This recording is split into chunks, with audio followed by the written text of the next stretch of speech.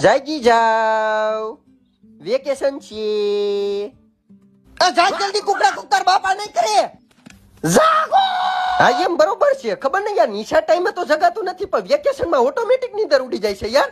યા પ્રકાશભાઈ ઉર્ફે પકો, મજામાં છો ને ભાઈ? હાલો ક્રિકેટ રમવા જાવું છે ને ગ્રાઉન્ડે. ના હું ખુશ છું. આ 90% તો પાકા જ છે. આ વખતે સાયન્સ લેવાનું છે ને તોય ભણવામાં ધ્યાન દે થોડું. નો રમવું હોય તો તમે ના પાડજો, પણ આ રેવા દ્યો. ખોટે ખોટી તમે ભણવાની ન કરો, વેકેશન છે યાર.